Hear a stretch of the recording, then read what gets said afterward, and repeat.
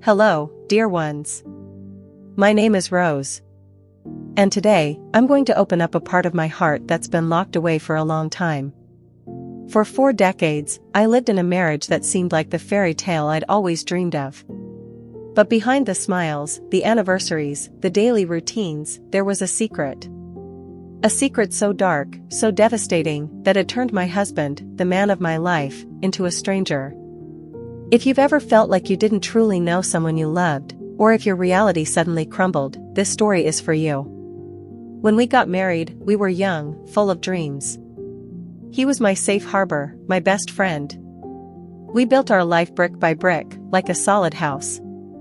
We envisioned a future together, filled with children's laughter, cozy evenings by the fireplace, and the quiet comfort of shared dreams. We celebrated every small victory, buying our first car, sending our kids to school, even just a perfectly cooked dinner after a long day. I truly believed I knew every corner of his soul, every single thought. We were inseparable, 2 halves of a whole, or so I thought. We finished each other's sentences, anticipated each other's needs. He'd bring me my tea just as I was thinking of it, I'd know his favorite song on the radio.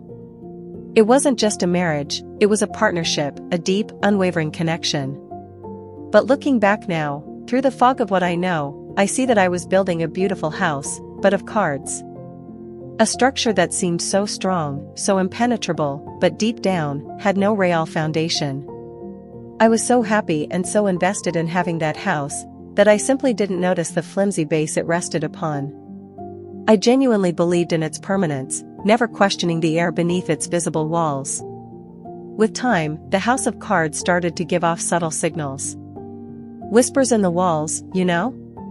Things that were just off. Like the way he'd suddenly leave the room when his phone rang, or speak in hushed tones I couldn't quite catch. There were unexplained expenses on the bank statements, little discrepancies I'd question, and he'd always have a plausible, if slightly vague, answer. "Oh, it's for work, darling," or "just helping out a friend, don't you worry your pretty head." His eyes would sometimes dart away when I asked about his day, and he'd become irritable over small things, then quickly apologize, making me feel I was overreacting. My instinct screamed at me. It was a persistent little voice, a knot in my stomach. But my mind was a master at rationalization. He's just stressed with work, I'd tell myself. It's just a phase. Every marriage has its ups and downs. It's all in my head, Rose. Don't be silly. You trust him, don't you?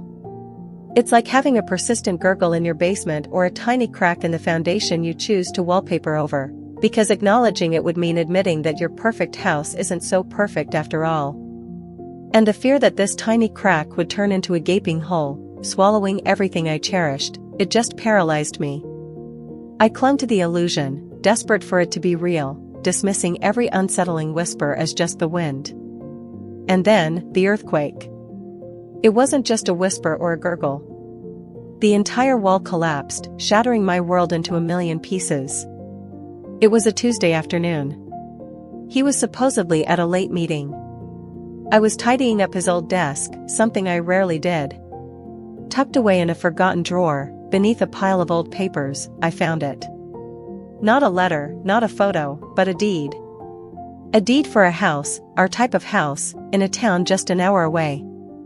And it was in his name, and another woman's name. Not mine. My breath caught in my throat. My hands trembled so violently I almost dropped it. It was like a punch to the gut, a cold, sickening wave washing over me. In that single, excruciating moment, the man I thought I knew transformed into a stranger before my very eyes. His face, once so familiar, seemed alien. His voice, which had whispered sweet nothings and comforting words for decades, echoed in my mind with every lie.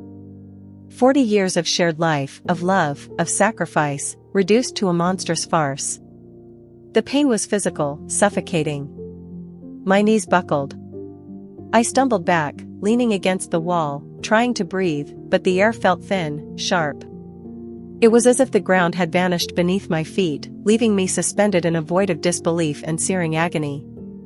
Every happy memory, every loving glance, every shared dream, suddenly twisted into a cruel mockery. Was it all a lie? Every single bit of it?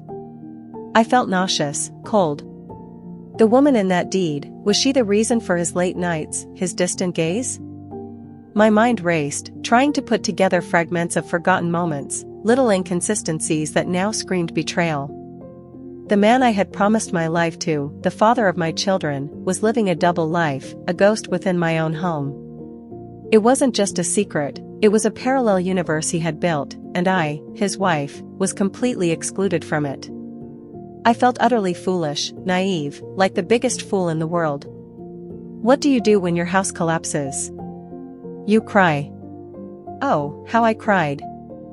For days, for weeks, it felt like. You despair. You feel the crushing weight of every broken promise, every shattered dream. I went through a period of deep darkness, where getting out of bed felt like climbing a mountain. But eventually, you begin to pick up the pieces. Not to rebuild the same house, because she could never be the same. That illusion was gone forever.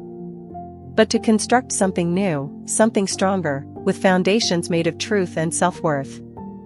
It was a terribly painful journey. I had to learn to forgive myself for not having seen, for having trusted so completely. I had to rediscover who Rose was, beyond being just a wife. What did I like? What were my dreams, now that our dreams were dust? I started with small steps. I leaned heavily on a few trusted friends, those true angels who just listened without judgment. I reluctantly began seeing a kind therapist, who helped me untangle the years of suppressed feelings. I reconnected with old hobbies I'd long abandoned, painting, reading poetry, baking just for the sheer joy of it, not for a customer or a family meal. Slowly, tentatively, I began to plant a new garden in the ruins. A garden that was solely mine, growing only what I chose to cultivate. With vibrant flowers, not necessarily perfect, but real, authentic. They were watered with my own tears, yes, but also with my newfound strength and resilience. And in tending to this garden, I discovered that, although the pain of betrayal never completely disappears, it's like a persistent ache, a phantom limb, the profound freedom of living in truth, of being honest with myself, is a balm for the soul. I was no longer the wife of a stranger, living a lie. I was just Rose. And that, in itself, was the greatest victory of all. I had lost a husband, but I had found myself. My story is a powerful reminder that, sometimes, the people we love most can hold secrets that transform us in unimaginable ways. But it's also a profound testament that, even when your entire world lies in ruins, you possess an incredible inner strength to rebuild. If you're going through something similar, if you feel like you've lived a lie, or if your heart is broken by betrayal, please know that you are not alone. Your pain is valid, your feelings are real. And your capacity to rise again, to find joy and authenticity, is far greater than you can ever imagine. If this story touched your heart, please like this video and subscribe to the channel. It really helps me continue sharing these deeply personal life stories. And I truly want to hear yours. Comment below what you felt watching this, or if you've ever felt married to a stranger. I'll read every single comment with so much love.